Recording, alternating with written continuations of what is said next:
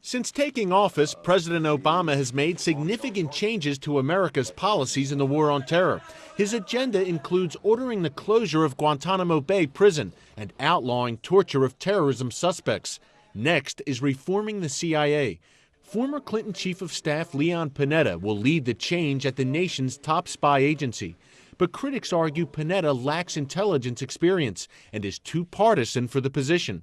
Former Clinton advisor Dick Morris wrote recently that Panetta is as liberal as they come. He long ago embraced the left with the fervor of a convert and brings these values to the CIA. He added that choosing Panetta to head the CIA culminates liberals' 35-year crusade to take over the agency, humble its operatives, and rein in its operations. Critics say the left's war against the CIA began in the 1970s. After Vietnam, secret assassination plots, and domestic spying, Democrats in Congress investigated the agency closely. They declared the need for openness over secrecy and dealing with unsavory intelligence contacts. Conservatives say these liberal attacks eventually gutted the agency. But after 9/11, many Democrats began stressing the need for strong intelligence. And Republican Congressman Peter Hoekstra, who serves on the House Committee on Intelligence, says Panetta has the right background to lead the agency. He was a member of Congress. He was a chairman of the Budget Committee. He was the chief of staff to the President of the United States, meaning that he has sat in on intel briefings. What I don't know, and what we'll monitor, and what we'll interact with Leon about, is what policies and what initiatives are you going to drive? One job is to repair the CIA's image, which has taken a beating in recent years. The Bush administration used the agency's conclusion that Saddam Hussein possessed weapons of mass destruction as a major reason to go to war with Iraq. American forces there still haven't found any. There's also been questions on U.S. intelligence in key countries like Libya and Pakistan. Plus, the CIA helped complete a 2007 national intelligence estimate stating that Iran had given up its nuclear program. Panetta contradicted that report recently, saying that Iran is indeed still pursuing nuclear weapons. That was quite possibly the worst intelligence estimate, anyway, the part of it that was made public, that I've ever seen or know anything about. It was extraordinarily misleading.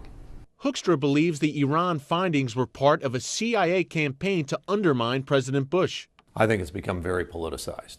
Almost every program that we put in place, or that the Bush administration put in place to combat and conduct the war on terror, leaked and became public. I think a lot of this stuff came out of the CIA.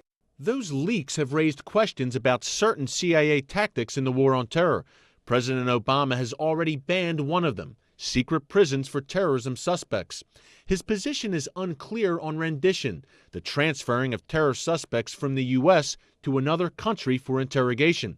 He has banned waterboarding. One shouldn't go back and say, those of you CIA officers who followed orders and did waterboarding on Khalid Sheikh Mohammed, now you are criminals. James Woolsey was CIA director under President Clinton. What the CIA did, it did under the direction and authority and written authority of the President and the Justice Department, and I believe the interrogation procedures and so forth were briefed to at least the leadership of the Congressional Oversight Committees.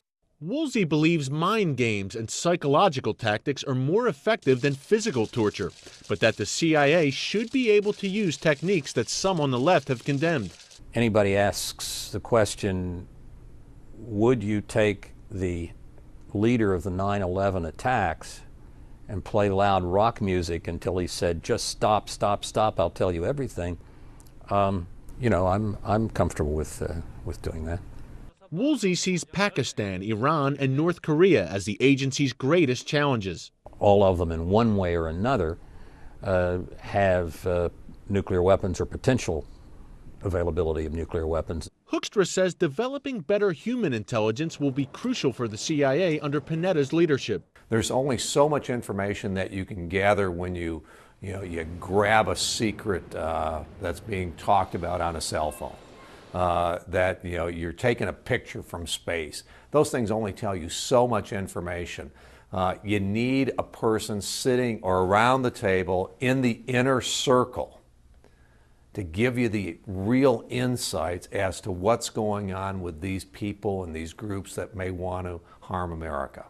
One unresolved issue for the Obama administration is what it will do with the 245 prisoners still at Guantanamo Bay once the prison closes. There's also questions about how to interrogate terrorism suspects. The Obama administration has been adamant that it opposes torture, but not everyone agrees on what exactly crosses the line. Eric Stakelbeck, CBN News, Washington.